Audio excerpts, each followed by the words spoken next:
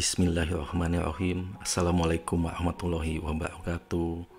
Buat sahabat semua dan kawan-kawan semua, pada kesempatan ini saya ingin berbagi 4 kunci sukses di dalam hidup. Dan tentunya sudah banyak orang-orang yang berbagi kunci sukses di dalam hidup. Dan pada kesempatan ini saya akan berbagi 4 kunci sukses menurut NLP atau Neuro Linguistic Programming. 4 kunci sukses ini didapatkan dari tiang-tiang NLP atau Neuro Linguistic Programming. Bagi sahabat semua yang belum pernah mendengar apa itu NLP atau Neuro Linguistic Programming, bisa dicek di YouTube atau di Google apa sih itu NLP. Dan kita sekarang hanya akan fokus kepada 4 kunci sukses di dalam hidup dari NLP ini. Baik, sahabat semua dimanapun berada, kita mulai. Kunci sukses yang pertama adalah outcome. Outcome atau goal, tujuan. Anda boleh menyebutnya juga cita-cita atau impian, atau hasil yang ingin dicapai secara spesifik, atau kondisi yang diinginkan di diri Anda ke depan. Mengapa outcome ini atau tujuan ini begitu penting? Karena perjalanan hidup kita tentunya membutuhkan tujuan. Tanpa tujuan, kita berjalan tanpa arah dan kemungkinan sampai pada tempat yang kita inginkan sangatlah kecil. Bayangkan jika Anda sahabat semua adalah seorang penerjun payung dan Anda harus melakukan terjun payung, tapi Anda tidak tahu tujuan atau sasaran landingnya di mana. Sehingga tanpa sasaran, tanpa tujuan, Anda bisa salah tujuan, salah sasaran, salah arah, yang tentunya akan fatal akibatnya. Dan tanpa tujuan juga kita tidak bisa merencanakan strategi dan mempersiapkan semua yang dibutuhkan untuk sampai di tujuan tersebut. Tentunya kita harus menyiapkan bekal-bekal untuk sampai di tujuan kita. Dan hampir semua formula sukses di dunia ini pasti di dalamnya ada poin tentang tujuan. Sehingga begitu pentingnya tujuan ini, dan tujuan ini bisa menjadi, kalau di dalam kendaraan itu menjadi bensinnya. Di dalam manusia menjadi penyemangat kita untuk bergerak, untuk melakukan sesuatu. Jadi sahabat semua dimanapun berada, apakah Anda sudah punya tujuan di dalam hidup Anda ini? Anda mau kemana? Mau jadi apa? Mau seperti apa? Mau bagaimana? Mau punya apa? Apa sih tujuan yang ingin Anda capai? Apa tujuan, cita-cita, mimpi, impian, bintang terang yang ingin Anda capai? Apa sih proposal hidup Anda? Apa yang akan Anda banggakan di hadapan Allah Subhanahu wa Ta'ala, di hadapan Tuhan yang Maha Kuasa kelak, di hadapan orang tua, keluarga, dan masyarakat? Silahkan tentukan tujuan Anda, tentukan proposal hidup Anda. Baik, sahabat semua, itu tadi kunci sukses yang pertama. Dan kunci sukses yang kedua adalah kepekaan atau kemampuan dalam mengelola kepekaan indrawi kita. Bagaimana kita peka memaknai dunia, membaca dunia ini dengan menggunakan panca indera kita, dengan menggunakan mata kita, telinga kita, kulit kita, penciuman kita, dan pengecapan kita. Bagaimana Anda lebih peka lagi membaca diri sendiri? Apa sih kemampuan diri Anda? Apa kelebihan Anda? Apa kekurangan Anda? Sehingga dengan peka ini Anda bisa membaca segala situasi kondisi yang Anda hadapi. Saya kasih contoh misalnya buat sahabat-sahabat semua atau adik-adik saya di kampus, di mahasiswa-mahasiswa. Bagaimana Anda membaca situasi kondisi mata kuliah Anda di kelas, di salah satu mata kuliah Anda. Apa sih yang disenangi oleh dosen, apa yang tidak disukai oleh dosen, bagaimana Anda bisa mendapatkan nilai A atau nilai B, bagaimana Anda belajar supaya bisa lebih efektif, bagaimana teman-teman di kelas, apa saja tugas-tugas yang harus dikerjakan, siapa saja yang bisa membantu Anda mencapai tujuan Anda. Maka dengan peka ini kita bisa melihat apa sih halangan-halangan untuk mencapai tujuan, apa yang bisa menghalangi kita, menghambat kita untuk sampai di tujuan kita, apa yang bisa membantu kita, mendorong kita untuk sampai di tujuan, siapa yang bisa membantu kita untuk sampai di tujuan. Kepekaan ini bisa digunakan dalam segala aspek kehidupan. Bagi Anda para pebisnis, berarti Anda harus menggunakan kepekaan ini untuk membaca bisnis apa sih yang bagus saat ini. Apa peluang bisnis yang ada di hadapan Anda saat ini? Apa kendala-kendala yang akan muncul ke depan? Kunci sukses kedua, kepekaan ini begitu pentingnya sehingga Anda perlu mencari data untuk melakukan riset, penelitian, mengumpulkan data, gunakan mata untuk membaca, melihat, telinga untuk mendengar, mencari tahu, sehingga Anda pun nanti setelah mendapatkan kepekaan yang baik, maka ini akan menentukan kunci sukses yang ketiga. Baik, sahabat semua, teman-teman, kunci sukses yang ketiga adalah flexibility atau fleksibilitas.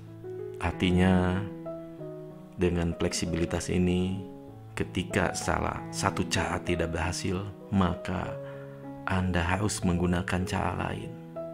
Sekali lagi, dengan fleksibilitas ini, maka Anda dengan sangat mudah beradaptasi, menyesuaikan dengan segala situasi kondisi yang dihadapi. Setelah menggunakan tadi kepekaan, membaca situasi kondisi, maka Anda bisa melihat, oh ini tidak berhasil, maka Anda akan mencari cara lain, menggunakan cara lain untuk berhasil, untuk sampai di tujuan. Untuk sahabat-sahabat semua, para mahasiswa, adik-adikku, teknik belajar tentu banyak sekali. Sebagai contoh, jika salah satu teknik belajar Anda lakukan berkali-kali, dan setelah dilakukan berkali-kali, Anda membaca, Anda melihat, Anda menggunakan kepekaan Anda, ternyata tidak berhasil, maka Anda gunakan cara lain. Menggunakan flexibility tadi, menggunakan cara lain untuk berhasil, sehingga Anda sampai di tujuan. Untuk para orang tua, cara mendidik anak begitu banyak. Ketika mendidik anak menggunakan salah satu cara atau teknik, Anda gunakan berkali-kali teknik tersebut, dan ternyata tidak berhasil membuat anak Anda menjadi lebih baik, maka Anda gunakan cara lain. Anda begitu fleksibel. Anda belajar, Anda mencari tahu teknik-teknik lain supaya bisa berhasil mendidik anak Anda. Sekali lagi sahabat semua, 4 kunci sukses ini bisa diaplikasikan di dalam segala aspek kehidupan kita. Contoh lain sahabat semua, bagi sahabat yang sedang down, yang sedang galau, yang sedang terpuruk, dan sudah berusaha untuk bangkit, namun masih terasa berat untuk bangkit, maka setelah menggunakan cara yang sama untuk bangkit, carilah cara baru, teknik baru. Carilah orang lain untuk bisa membantu Anda. Cari pendekatan lain supaya Anda bisa bangkit kembali, semangat kembali. Dan kunci sukses yang ketiga ini, flexibility ini, mengajarkan bagi kita untuk tetap gigih, terus berusaha, melakukan evaluasi, berusaha kembali, melakukan feedback, berusaha kembali, gigih, terus pantang menyerah. Baik, sahabat dan teman-teman semua, itu tadi kunci sukses yang ketiga, yaitu flexibility. Dan kunci sukses yang keempat adalah kedekatan, antara kedekatan kita dengan diri sendiri, kedekatan kita dengan orang lain. bagaimana Anda mengenali diri sendiri dengan sangat baik. Anda mengetahui apa sih kelebihan, kekurangan, apa kelemahan Anda, apa hal positif yang ada di dalam diri Anda. Anda menjalin komunikasi yang baik dengan hati Anda, dengan jiwa Anda, sehingga Anda benar-benar mengenali diri Anda dengan sangat baik. Dan setelah Anda mengenali diri Anda dengan sangat baik, maka yang berikutnya Anda menjalin keakraban, kedekatan, menjalin raport dengan orang lain. Karena dengan menjalin kedekatan atau menjalin raport dengan banyak orang, maka Anda akan sampai di tujuan jauh lebih cepat. Baik, sahabat semua, sebagai contoh kita simulasikan, jika saya seorang pimpinan sebuah perusahaan dan saya akan memilih siapa sih tangan kanan saya atau siapa sih yang akan menjadi wakil saya di perusahaan tersebut, maka silakan Anda tentukan. Yang pertama adalah orang yang sangat pintar sekali. Yang kedua adalah orang yang sangat rajin sekali. Dan yang ketiga, orang yang gigih pantang menyerah. Dan terakhir yang keempat adalah orang yang paling dekat dengan saya. Maka sahabat semua, sudah pasti yang saya pilih adalah orang yang paling dekat. Kenapa? Karena orang yang paling dekat adalah orang yang paling kita percaya. Dan kita sangat menyadari bahwa orang tersebut tidak mungkin mengkhianati kita, tidak mungkin membohongi kita. Itulah begitu pentingnya kedekatan. Dengan kedekatan ini mengantarkan kita mencapai tujuan jauh lebih cepat. Baik sahabat semua, sebagai contoh lain, saya akan bercerita sedikit. Ini seperti analogi. Ada seekor lalat. Dan lalat ini punya tujuan. Tujuannya adalah kue yang sangat enak. Kue coklat yang ada di depan dia yang sangat enak. Lalat ini punya tujuan untuk mencicipi, memakan kue coklat yang enak tersebut. Sehingga dia terbang dengan kecepatan tinggi menuju kue coklat tersebut. Dan ketika dia terbang, jeder, lalat tersebut seperti menabrak sesuatu. Tapi lalat ini gigih sekali, pantang menyerah. Dia mundur dan terbang lagi, jeder. Dia tidak sampai di tujuannya, kue coklat yang enak tadi. Dia mundur lagi, terbang lagi karena lalat yang sangat gigih dan pantang menyerah. Terbang lagi dan jeder. Berkali-kali dia seperti menabrak sesuatu. Dia tidak sampai di tujuannya. Dan lalat ini tidak menggunakan kepekaan indrawinya, kepekaan panca inderanya. Lalat tadi tidak melihat bahwa sebelum kue coklat tersebut ada kaca, ada jendela kaca yang sangat besar sekali, dan begitu beningnya kaca tersebut sehingga lalat tidak bisa melihat kaca tersebut. Artinya lalat tadi tidak menggunakan kepekaannya. Lalat tadi kurang peka membaca situasi kondisi lingkungannya. Padahal di sana ada pintu yang terbuka. Di atas ada jendela yang lalat bisa terbang melewati itu, sehingga bisa masuk dan sampai di tujuannya. Sehingga lalat tadi pun tidak fleksibel, tidak menggunakan cara lain, menggunakan cara yang sama. Terbang dengan kecepatan tinggi dan menabrak kaca yang sangat bening. Selain tidak peka, tidak membaca situasi kondisi tadi, lalat tadi pun tidak melihat bahwa di situ ada jalan untuk sampai di tujuan. Lalat tidak menggunakan cara lain, tidak masuk ke lubang tersebut, tidak masuk lewat jendela. Dan yang terakhir, pemilik kue tersebut adalah saya. Jika lalat tadi adalah teman baik saya, sahabat saya, maka lalat tadi tidak perlu terbang capek-capek. Dia tinggal bilang saja ke saya, karena begitu dekat tinggal bilang saja. tinggal bilang saja bahwa saya ingin kue tersebut. Maka saya pemilik kue tersebut karena hubungan yang sangat dekat dengan lalat tersebut. Maka saya akan memberikan kue tersebut.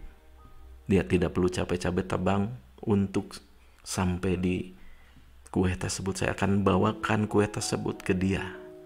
Itulah begitu pentingnya kedekatan. Dengan kedekatan ini kita bisa mencapai tujuan kita lebih cepat lagi. Baik sahabat semua, itulah yang keempat. Jalinlah kedekatan dengan siapapun. Para mahasiswaku, jalin kedekatan dengan teman-teman di kelas.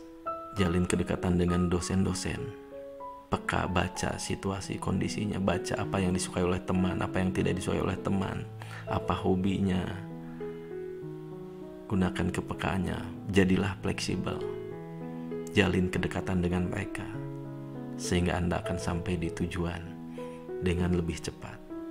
Baik sahabat semua, itulah 4 kunci sukses di dalam hidup Anda. Yang sekali lagi, yang pertama adalah outcome, tujuan. Tentukan tujuan Anda mau kemana, mau jadi apa. Yang kedua, peka membaca situasi, kondisi di dalam diri Anda, kelebihan kekurangan Anda, apa yang bakat Anda, hobi Anda. Baca segala situasi kondisi yang dihadapi. Dari membaca segala situasi kondisi itu, maka Anda bisa menjadi lebih fleksibel, bisa menyesuaikan segala tindakan Anda, sikap Anda, kata-kata Anda.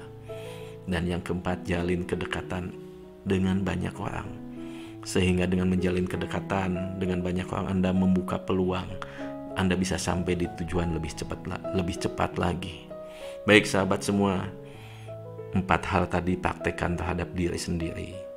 Semakin Anda memahami diri sendiri, semakin mudah bagi Anda untuk membantu orang lain. Tentunya semakin mudah membantu diri sendiri.